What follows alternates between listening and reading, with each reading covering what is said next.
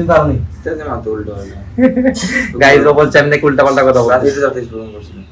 Class 8 থেকে happy birthday Krishna বলতেছে এই দোকানটা।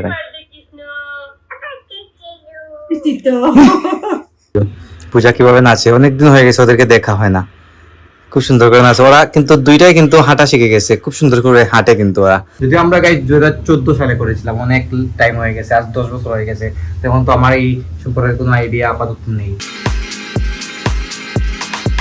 Hello guys, good morning, welcome to my new blog. কেমন আছেন আপনারা সবাই? আশা করছি আপনারা সবাই ভালো আছেন, আমি ভালো আছি। এইমাত্র ঘুম থেকে উঠলাম, উঠে রেডি হলাম জিমে যাওয়ার জন্য। আর গাইস ঘুম থেকে উঠে দেখি চোদর গ্যাসটাকে একদম নেবুলো করি, তো 1 কাপ পানি আমি বসিয়েছি এখন পর্যন্ত। পানিটা ফুটতেছে ভাই, 1 কাপ পানি বসিয়েছি কিন্তু গাইস ওই 10 মিনিটের মতো হয়ে গেছে, মোটামুটি ফুটে গেছে। কষার জন্য তো পানি অলরেডি করতেই হয়, এটলিস্ট গরম পানি 1 কাপ তো আমার ঘুম থেকে উঠেই লাগে গাইস। আর গাইস এই কয়েকদিন থেকে আমার ঘুম থেকে উঠতে অনেকটা লেট হয়ে যায়, মানে 7টার সময় অ্যালার্ম দিই ঠিকই, কিন্তু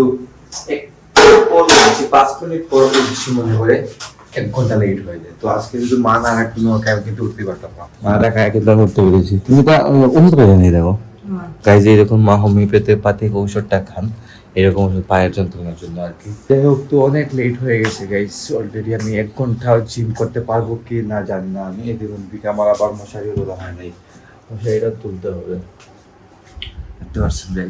মানে আজকে গরমটা কিন্তু খুব ভালো পড়েছে, মারাত্মক গরম পড়েছে কিন্তু, মানে ঘুম বিছানায় থাকতে থাকতে কিন্তু ঘেমে অবস্থা খারাপ হয়ে যায়। তো গাইস মশারিটা তুলে নিলাম আর ব্ল্যাক কফিটা শেষ করে চলে যাবো জিমে। আর গাইস দেখুন আমাদের ঘরে কিন্তু পাখি আসে প্রতিদিন, মা প্রতিদিন পাখিকে খাবার দেন। এই দেখুন পাখিগুলো এদিকে বসা, তো আপনারা দেখতে পারতেছেন না চড়ুই পাখিগুলা। এই দেখুন পাখির খাবারগুলো দেন মা, এদিকে মুড়ি আর পানি।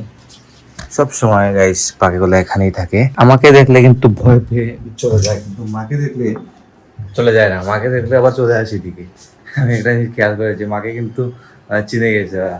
তোমার চিনলি শুনে মা কি বলা করি, হ্যাঁ 3টা বাকি আলাদা চিনলিছে।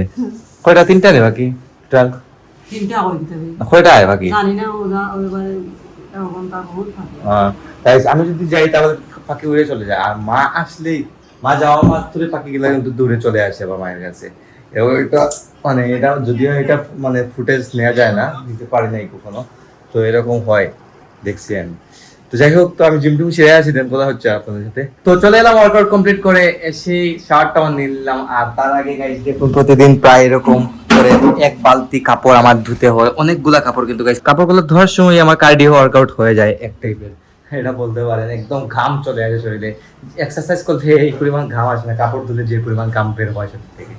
তো যাই হোক, এখন ব্রেকফাস্ট করবো। আর ব্রেকফাস্টে তো আমার এরকম থাকে, আপনারা জানেন মিক্সড আছে এখানে আমার ওয়ে প্রোটিন হাইসোদের যেটা আর কি। তো ব্রেকফাস্টটা সেরে আমি চলে যাবো দোকানে, অনেকটা কাজ আছে আজকে, প্রচুর দৌড়াদৌড়ি করতে হবে, অনেক কাজ আছে আজকে। আর এদিকে দেখুন মা ঠাকুর করে পুজো দিচ্ছেন, আর এদিকে স্বাক্ষর ঘুমাইতেছে। স্বাক্ষর গাইস এখন রিল্যাক্স আছে, চিল মোডে আছে, কারণ ও সারাদিন এখন ঘুমায়, সারা রাত এখন মুভি দেখে, কারণ ওর কোনো কাজ নেই, অটো পাস হয়ে গেছে ও। তারপর একটা টেনশন আছে, ইউনিভার্সিটিতে ভর্তি হতে হবে, তো এই নিয়ে একটু ঝামেলায় আছে আর কি। কোন ইউনিভার্সিটিতে ভর্তি হবে না হবে এটা নিয়ে একটু প্রবলেমে আছে, টেনশনে আছে। যাই হোক, আর এদিকে বাবা রেডি হয়েছেন, বাবা এই কাপড়গুলো নিয়ে যাবেন ছাদে গিয়ে, নিয়ে শুকাতে দিয়ে আসবেন আর কি। আর আমি চলে যাবো এখন দোকানে গিয়ে, দোকানটা খুলে আসবো।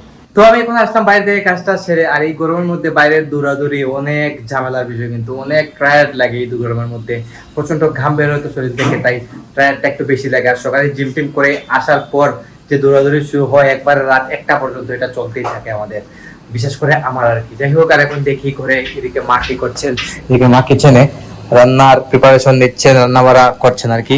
কিরা রাখো গাইস, দেখুন মা কি করছেন, মা রান্না বসিয়েছেন। এটা হচ্ছে এটা খারকুল পটল, আজকে না নিরামিষ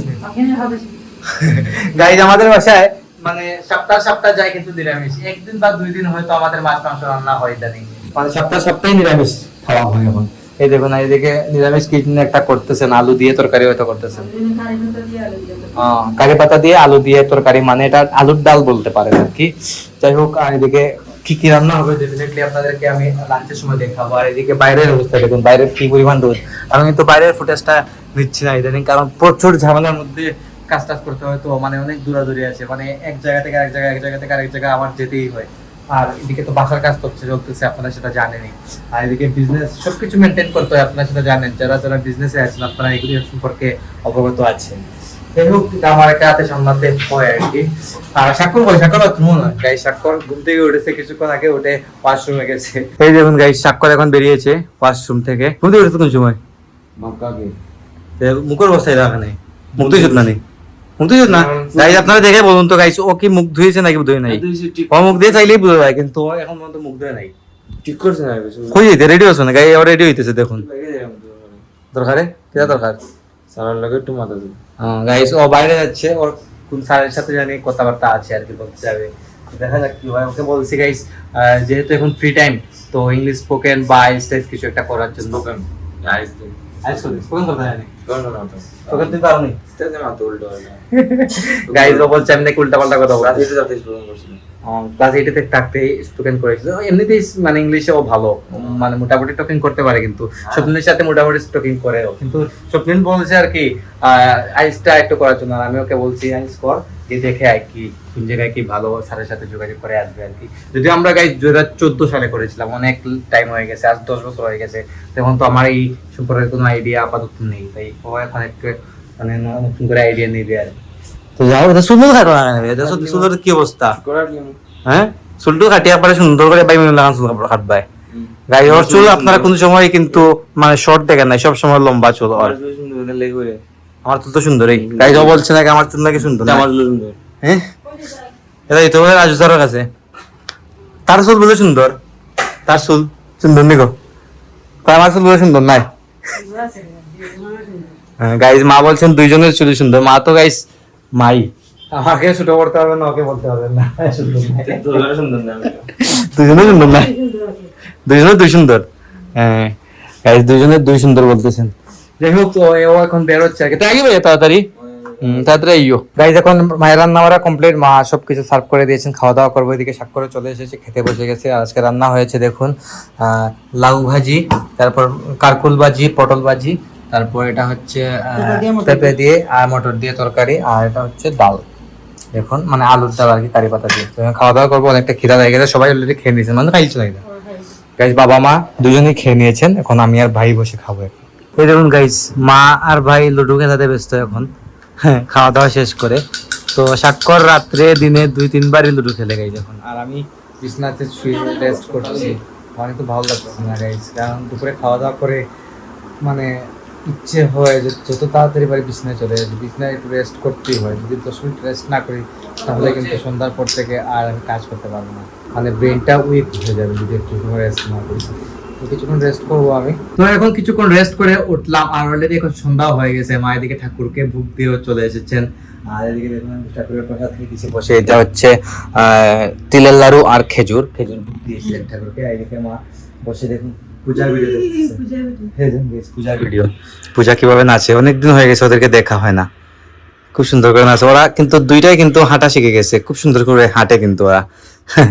অনেকদিন হয়ে গেছে ওদেরকে দেখতে যাওয়া হয় না, দেখি রিসেন্টলি আমি যেতে পারি ওদেরকে দেখতে, অনেকদিন হয়ে গেছে। কি তারা হয়েছে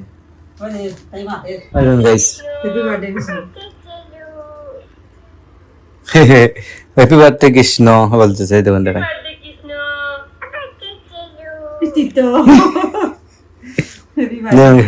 ও কথা বলা শিখে গেছে, কিন্তু খুবই মিষ্টি মিষ্টি কথা বলে এখন।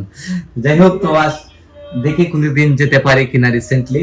তো আজকের ব্লগটি আমি বাড়াচ্ছি না, এখানে এন্ড করে দিচ্ছি। আপনারা আমাকে ফলো করতে চাইলে আমার ফেসবুক ইনস্টাগ্রামে ফলো করতে পারেন। আমার ফেসবুক ইনস্টাগ্রাম লিংক নিচে ডেসক্রিপশনে পেয়ে যাবেন। এন্ড আই হোপ আজকের ভিডিওটি আপনাদের ভালো লেগেছে। ভিডিওটি ভালো লাগলে অবশ্যই লাইক করবেন, কমেন্ট করবেন, শেয়ার করবেন, এবং চ্যানেলে নতুন হয়ে থাকলে সাবস্ক্রাইব করে আমাকে সাপোর্ট করবেন। দেখা হচ্ছে নেক্সট ভিডিওতে। ততক্ষণ ভালো থাকুন, সুস্থ থাকুন। Thank you so much for watching.